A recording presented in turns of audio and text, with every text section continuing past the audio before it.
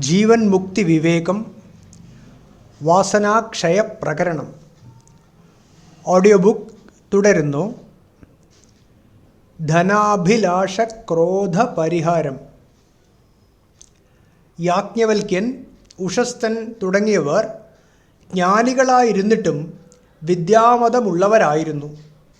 തന്നിലും അന്യനിലുമുള്ള വിദ്യാമതങ്ങൾക്ക് എങ്ങനെ പരിഹാരം കാണാൻ കഴിയുമെന്ന് നാം ധരിച്ചു. ഇനി യാജ്ഞവൽക്യൻ തുടങ്ങിയവർ ധനാഭിലാഷവും ക്രോധവും നിലനിന്നിരുന്നതായും കണ്ടു. ഇനി യാജ്ഞവൽക്യൻ തുടങ്ങിയവരിൽ ധനാഭിലാഷവും ക്രോധവും നിലനിന്നിരുന്നതായും കാണുന്നു. ഇവയ്ക്ക് വിവേകപൂർവം പരിഹാരം കാണേണ്ടതെങ്ങനെയെന്ന് നോക്കാം. ധനം സമ്പാദിക്കാൻ അത്യന്തം ക്ലേശിക്കേണ്ടിയിരിക്കുന്നു. സമ്പാദിച്ച പണം പരിപാലിച്ച് സൂക്ഷിക്കുന്ന വിഷയത്തിലും കഥ അതുതന്നെ. പണം നഷ്ടപ്പെട്ടാൽ ദുഃഖം, ചിലവഴിഞ്ഞാൽ ദുഃഖം. എന്തിന്?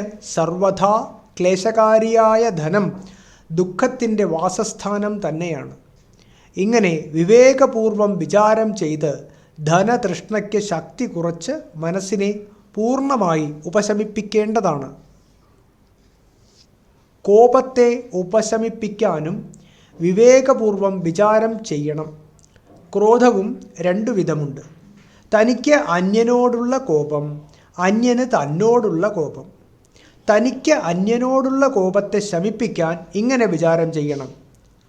അപകാരിണി കോപശ്ചേത് കോപേ കോപഃ കഥം നതേ ധർമാർത്ഥ കാമമോക്ഷാണം പ്രസഹ്യ പരിപന്ഥിനി. അല്ലയോ മനസ്സേ, തന്നെ ദ്രോഹിക്കുന്നവരോട് കോപം വരുന്നതെങ്കിൽ നീ കോപത്തോട് തന്നെ എന്തുകൊണ്ട് കോപിക്കുന്നില്ല? അത് നിന്റെ കടുത്ത ശത്രുവായി നിന്നുകൊണ്ട് പുരുഷാർത്ഥങ്ങളായ ധർമാർത്ഥ കാമമോക്ഷങ്ങളെയെല്ലാം ബലാൽ തടയുകയല്ലേ? പരമമായ ജീവിത ലക്ഷ്യം കൊതിക്കുന്നയാളിൻ്റെ ധർമ്മം, യശസ്, ധനം ഇവയൊക്കെ കോപത്താൽ ശമിപ്പിക്കപ്പെടുന്നു. അത് സാരമില്ല എന്നാണെങ്കിൽ കോപം സദാ സ്വശരീരത്തെ തപിപ്പിച്ചുകൊണ്ടിരിക്കുന്നു. ഈ ലോകത്തിലോ പരലോകത്തിലോ കോപം ആർക്കും നന്മ ചെയ്യുന്നില്ല. അങ്ങനെയുള്ള കോപത്തെ സജ്ജന മനസ്സുകൾ എന്തിന് സമാശ്രയിക്കണം? ഇനി തൻ്റെ നേർക്ക് മറ്റുള്ളവർക്കുണ്ടാകുന്ന കോപത്തെക്കുറിച്ചും കുണ്ഠിതപ്പെടാനൊന്നുമില്ല. ഞാൻ അപരാധമൊന്നും ചെയ്തിട്ടില്ല, ആളുകൾ അകാരണമായി എന്നിൽ അസൂയാലുക്കളായി തീർന്നിരിക്കുന്നു എന്നൊന്നും വിചാരിച്ച് ദുഃഖിക്കാനില്ല. അതുതന്നെയാണ് അപരാധം.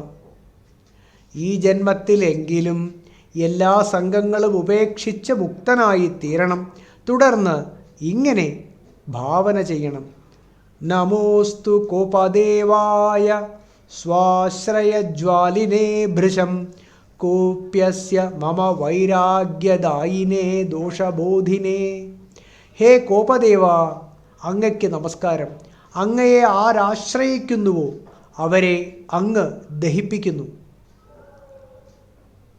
അങ്ങ് ആരിൽ പതിക്കുന്നുവോ അവർക്ക് അങ്ങ് ലോകവിരക്തി ഉണ്ടാക്കി തീർക്കുന്നു. ഈ ലോകജീവിതം സർവത്ര ദോഷദുഷ്ടമാണെന്ന് അങ്ങ് സദാ വെളിപ്പെടുത്തുന്നു. സ്ത്രീ പുത്ര അഭിലാഷ പരിഹാരം. പല ലോകവാസനകളെയും ജയിക്കാൻ കഴിഞ്ഞാലും ഭാര്യ ഭർത്തൃ പുത്രാദി ബന്ധവാസനകളെ പാടെ ജയിക്കുക പ്രയാസമാണ്. ദേഹബന്ധത്തെ ആസ്പദമാക്കിയുള്ളവയാണ് ഈ വാസനകൾ. ധനാഭിലാഷ ക്രോധങ്ങളെ ജയിക്കാൻ വിവേക വിചാരം ചെയ്യുന്നത് പോലെ ഇവയെ ഉപശമിപ്പിക്കാനും സത്യബോധം ഉൾക്കൊണ്ട് വിചാരം ചെയ്യേണ്ടതാണ്. സ്ത്രീ വിഷയമായ കാമത്തെ ജയിക്കാനുള്ള വിചാരരീതി വാസിഷ്ഠത്തിൽ വസിഷ്ഠൻ ഇങ്ങനെ വെളിപ്പെടുത്തുന്നു. സ്ത്രീ ശരീരത്തിൽ മംഗളകരമായി എന്തുണ്ട്? യന്ത്രം പോലെ സദാ ചലിച്ചുകൊണ്ടിരിക്കുന്ന മാംസനിർമ്മിതമായ ഒരു പാവയല്ലേ അത്? നാഡിഞരമ്പുകളും അസ്ഥികൂടങ്ങളും മേധോഗ്രന്ഥികളും ചേർന്നു കെട്ടിയുണ്ടാക്കിയ യന്ത്രം. തൊലി, മാംസം, രക്തം, കണ്ണുനീർ ഇവയെ പ്രത്യേകം വേർതിരിച്ചു മാറ്റിയിട്ട് ആ കണ്ണുകളെ നോക്കൂ. അതിൽ പിന്നെ രമ്യമായി എന്തുണ്ടാവും? എന്തിനു വൃഥാ മോഹിക്കുന്നു? സ്ത്രീയുടെ മാർവിടത്തിൽ മുത്തുമാലയുടെ തരംഗഭംഗി കണ്ടിട്ട് മേരുപർവ്വത ശൃംഗത്തിലെ ഗംഗാജല പ്രവാഹം പോലെ മനോഹരമായി ചിലർ കരുതാറുണ്ട്. എന്നാൽ മാർവിടത്തിൽ പൊന്തി നിൽക്കുന്ന സ്തനങ്ങളെ തന്നെ ചുടുകാട്ടിൽ നാലുപാടും ചോറുരുളകളെപ്പോലെ പട്ടികൾ കടിച്ചു തിന്നാസ്വദിക്കുന്നത് കാണുവാനുണ്ട്. ക്ലേശമാകുന്ന കരിപുരണ്ട് തൊടാൻ അറപ്പ് തോന്നിക്കുന്നവരും കാഴ്ചയ്ക്കു മാത്രം മോഹനാംഗികളായി തോന്നുന്നവരുമായ സ്ത്രീകൾ പുരുഷവർഗത്തെ ഉണങ്ങിയ പുൽക്കൊടികളെപ്പോലെ ദഹിപ്പിച്ചു കളയുന്ന ദുഷ്കർമാഗ്നി ശിഖകളാണെന്ന് ഓർക്കേണ്ടതാണ്. ദൂരെ നിൽക്കുമ്പോൾ പോലും എരിച്ചു കളയാൻ കഴിവുള്ളവരെ സുഖിപ്പിക്കുന്നവരെന്ന് തോന്നിയാലും അത്യന്തം അസുഖകാരിണികളുമായ സ്ത്രീകൾ നരകാഗ്നിയെ ജ്വലിപ്പിക്കാനുള്ള മനോമോഹനവും ദാരുണവുമായ ഇന്ധനമാണ്. കാമനാംന കിരാതേന വികീർണ മുഗ്ധചേതസാം നാര്യോ നരവിഹംഗാനാം അംഗബന്ധനവാഗുരാഹ. ദുർബലഹൃദയരായ പുരുഷ പക്ഷികളുടെ കൈകാലുകൾ കെട്ടുവരിയാൻ ദുർബലഹൃദയരായ പുരുഷ പക്ഷികളുടെ കൈകാലുകൾ കെട്ടിവരിയാൻ കാമനാകുന്ന കാട്ടാളൻ അവിടവിടെ വീശിയിരിക്കുന്ന വലകളാണ് സ്ത്രീകൾ. ജലപൽവല മത്സ്യാനാം ചിത്തകർദമചാരിണാം പുംസാം ദുർവാസനാരജ്ജൗ നാരീ ബഡിശപിണ്ഡിക. ചിത്തമാകുന്ന ചെളിയിൽ സഞ്ചരിക്കുന്നവരും സംസാര പൊയ്കയിലെ മത്സ്യങ്ങളുമായ പുരുഷന്മാരെ കോർത്തു പിടിക്കുവാൻ ദുർവാസനകളാകുന്ന ചൂണ്ടയിൽ ഘടിപ്പിച്ചിരിക്കുന്ന ഇരക്കഷ്ണമാണ് സ്ത്രീ. ദോഷരത്നങ്ങളെയെല്ലാം സൂക്ഷിച്ചു വച്ചിരിക്കുന്ന സ്ത്രീയാകുന്ന ചെപ്പ് ഒരു ദുഃഖ ചങ്ങലയാണ്. അതുമായുള്ള ബന്ധം എനിക്കിനി വേണ്ടേ വേണ്ട. ഇതാ മാംസം, ഇതാ രക്തം, ഇതാ അസ്ഥികൂടം എന്നിങ്ങനെ ഒന്നൊന്നായി വേർതിരിഞ്ഞ സ്ത്രീ ശരീരം ഏതാനും ദിവസങ്ങൾക്കുള്ളിൽ തന്നെ ഛിന്ന ഭിന്നമായി തകരുന്നു. യസ്യ സ്ത്രീ തസ്യ ഭോഗേച്ഛ നിസ്ത്രീകസ്യ ക്വ ഭോഗഭൂഃ സ്ത്രീയം ത്യക്ത്വാ ജഗത്യക്തം ജഗത്യക്ത്വാ സുഖീ ഭവേത്. സ്ത്രീ സംഘമാണ് എല്ലാ ഭോഗേച്ഛയ്ക്കും ഹേതു. സ്ത്രീ സംഘം ഇല്ലെന്നു വന്നാൽ ഭോഗഭൂമി അതോടെ അകലും. സ്ത്രീയെ കൈവെടിയുന്നവൻ ലോകത്തെ അപ്പാടെ വെടിയുന്നു. ലോകത്തെ വെടിയുന്നതോടെ സുഖിയായും ഭവിക്കുന്നു. ജീവൻ മുക്തി കൊതിക്കുന്ന സ്ത്രീ പുരുഷാഭിലാഷത്തെയും ഇങ്ങനെ വിവേകപൂർവം വിചാരം ചെയ്ത് ഉപശമിപ്പിക്കേണ്ടതാണ്. പുത്രാഭിലാഷത്തിനും ഇതുപോലെ വിവേകപൂർവം പരിഹാരം കാണേണ്ടതാണ്. ജനിക്കാത്ത പുത്രൻ പോലും അച്ഛനമ്മമാരെ അത്യന്തം ക്ലേശിപ്പിക്കുന്നു. പുത്രലാഭം ഉണ്ടാകാത്തത് കൊണ്ട് ദുഃഖിച്ചു കഴിയുന്ന അച്ഛനമ്മമാരെ എങ്ങും കാണുവാനുണ്ട്. ഇനി പുത്രലാഭം ഉണ്ടാകുമെന്ന് വന്നാൽ തന്നെ ഗർഭത്തിലും പ്രസവത്തിലും ആ കുഞ്ഞ് അച്ഛനമ്മമാരെ പലതരത്തിലും ക്ലേശിപ്പിക്കുന്നു. കുഞ്ഞു ജനിച്ചു എന്നു തന്നെ ഇരിക്കട്ടെ, അപ്പോഴും ഗ്രഹപീഡകൾ, രോഗബാധകൾ, വിവേകമില്ലായ്മ എന്നിവ മാതാപിതാക്കൾക്ക് ദുഃഖ കാരണമായി തീരുന്നു. വിദ്യാഭ്യാസം കഴിച്ചാൽ മന്ദബുദ്ധിയാണെങ്കിൽ പിന്നെ പറയാനില്ല. പണ്ഡിതനായാലോ അനുരൂപയായ വധുവിനെ ലഭിക്കുന്നില്ലല്ലോ എന്നു കരുതിയാവും ദുഃഖം. യുവാവായ പുത്രന് പരസ്ത്രീ സംഘം ഉണ്ടായാലത്തെ കഥ പറയാനുമില്ല. പിതാവിൻ്റെ ദാരിദ്ര്യം പുത്രനെക്കുറിച്ചുള്ള ദുഃഖത്തിന് ശക്തി കൂട്ടും. എന്തിനേറെ സന്താനങ്ങളെ ചൊല്ലിയുള്ള അച്ഛനമ്മമാരുടെ ദുഃഖത്തിന് അവസാനമില്ല. ധനികരായ പിതാക്കൾക്ക് മുടിയനായ പുത്രനുണ്ടായാൽ പിന്നെ സ്ഥിതി അവർ മരിച്ചതിന് തുല്യമായി ഭവിക്കുന്നു. അശേഷ വാസനാത്യാഗം.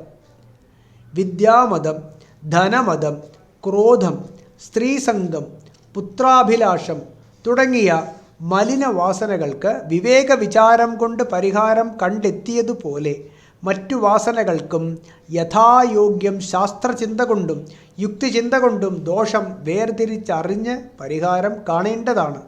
പരിഹാരചിന്ത കൊണ്ട് വാസനകളെല്ലാം ഉപശമിക്കുന്നതോടെ ജീവൻ മുക്തി ലക്ഷണമായ പരമപദം തെളിയുന്നു. ഇക്കാര്യം വസിഷ്ഠൻ ഇങ്ങനെ വെളിപ്പെടുത്തുന്നു. വാസനകളെ പരിത്യജിക്കുവാൻ ബോധപൂർവം യത്നിക്കുകയാണെങ്കിൽ അതോടെ എല്ലാ ആദികളും വ്യാധികളും ചിന്നിച്ചിതറി അപ്രത്യക്ഷമാകും. പൗരുഷേണ പ്രയത്നേന ബലാത് സംത്യജ്യ വാസനാഃ സ്ഥിതിം ബധ്നാസി ചേത്തർഹി പദമാസാദയസ്യലം. അല്ലയോ രാമ, പൗരുഷം കൊണ്ടും പ്രയത്നം കൊണ്ടും വാസനകളെ നിശ്ചയദാർഢ്യത്തോടെ കൈവെടിയണം. വാസനാവിമുക്തമായ സ്ഥിതി വന്നു ചേരുന്നത് തന്നെയാണ് പരമപദപ്രാപ്തി. ഇവിടെ ഒരു സംശയം വരാം. നേരത്തെ വിവരിച്ച വിവേക വിചാരമാണല്ലോ പുരുഷപ്രയത്നമെന്നു പറയുന്നത്. വീണ്ടും വീണ്ടും വിവേകപൂർവം എത്ര വിചാരം ചെയ്താലും പ്രബലങ്ങളായ ഇന്ദ്രിയങ്ങളുടെ പ്രവർത്തനം കൊണ്ട് അവ പരാജയപ്പെടാൻ ഇടവരുന്നു. ഭഗവാൻ തന്നെ ഗീതയിൽ ഇങ്ങനെ പറയുന്നുണ്ടല്ലോ.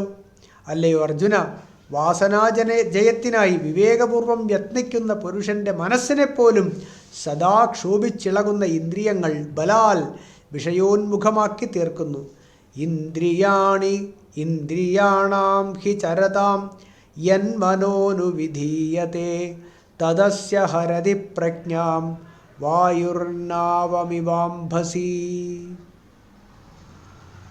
വിഷയങ്ങളെ തേടി അലയുന്ന ഇന്ദ്രിയങ്ങളുടെ പിന്നാലെ മനസ്സിനെ അയച്ചു വിടുകയാണെങ്കിൽ അതിൻ്റെ സത്യസ്ഥിതി കായലിൽ കാറ്റിൽപ്പെട്ട തോണി പോലെ നഷ്ടമായി തീരുന്നതാണ്.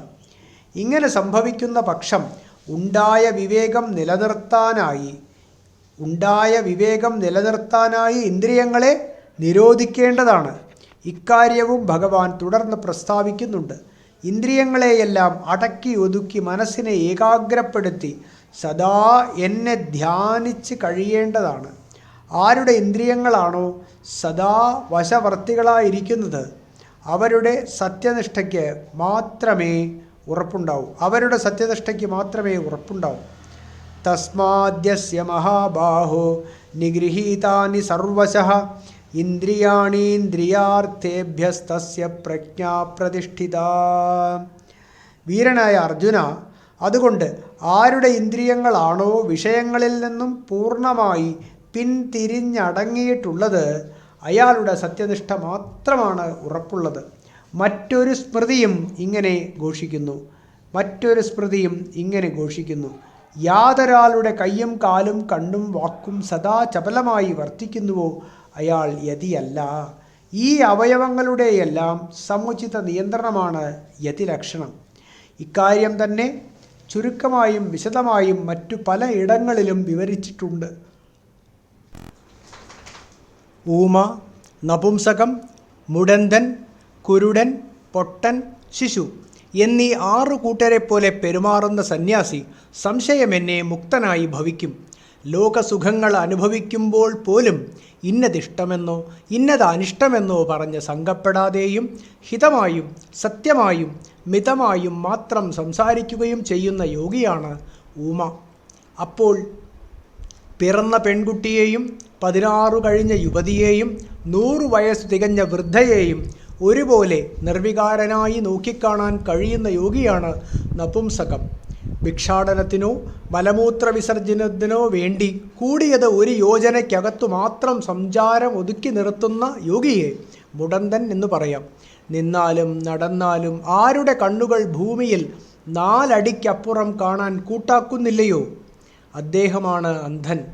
ഹിതവും മിതവും മനോരമ്യവും ശോകശമവുമായ വാക്കുകൾ പോലും കേട്ടാലും ആര് കേട്ടില്ലെന്ന മട്ടിൽ വർത്തിക്കുന്നുവോ അദ്ദേഹമാണ് പൊട്ടനായ സന്യാസി. സമർത്ഥനും ഇന്ദ്രിയബലമുള്ളവനുമാണെങ്കിലും സുഖസാമഗ്രികളുടെ സമീപം ഉറക്കത്തിലെന്ന പോലെ വർത്തിക്കുന്ന യോഗിയത്രേ ശിശുതുല്യൻ. ആരെയും നിന്ദിക്കുന്നില്ല, ആരെയും സ്തുതിക്കുന്നില്ല, ആരുടെയും ഹൃദയത്തെ വേദനിപ്പിക്കുന്നില്ല, അധികം സംസാരിക്കുന്നില്ല, സദാ സർവത്ര സമഭാവേന വർത്തിക്കുന്നു. മനോമാലിന്യങ്ങളോടുകൂടി ഒരു സ്ത്രീയോടും സംസാരിക്കുന്നില്ല, മുമ്പ് കണ്ടിട്ടുള്ളവരെ സ്മരിക്കുന്നില്ല, സ്ത്രീയെക്കുറിച്ച് ചർച്ച ചെയ്യുന്നില്ല, ചിത്രത്തിൽ പോലും കാണുന്നില്ല. ഇങ്ങനെയെല്ലാം ഉള്ളയാളാണ് സ്ഥിതപ്രജ്ഞൻ. വ്രതമനുഷ്ഠിക്കുന്ന ഒരാൾ രാത്രി 1 നേരം ആഹാരം കഴിച്ചിട്ട് സങ്കല്പദാർഢ്യത്തോടെ ഉപവാസ മൗനാദി വ്രതം ഭ്രംശം കൂടാതെ ശ്രദ്ധാപൂർവം അനുഷ്ഠിച്ച് ഫലിപ്പിക്കുന്നു. അതുപോലെ ശ്രദ്ധാപൂർവം ഊമയെപ്പോലെയും മറ്റും വർത്തിച്ച് ഒരു സത്യനിഷ്ഠൻ വിവേകത്തെ നിലനിർത്തേണ്ടതാണ്. ചിദ്വാസനാഭ്യാസം. Audio book തുടരുന്നതാണ്.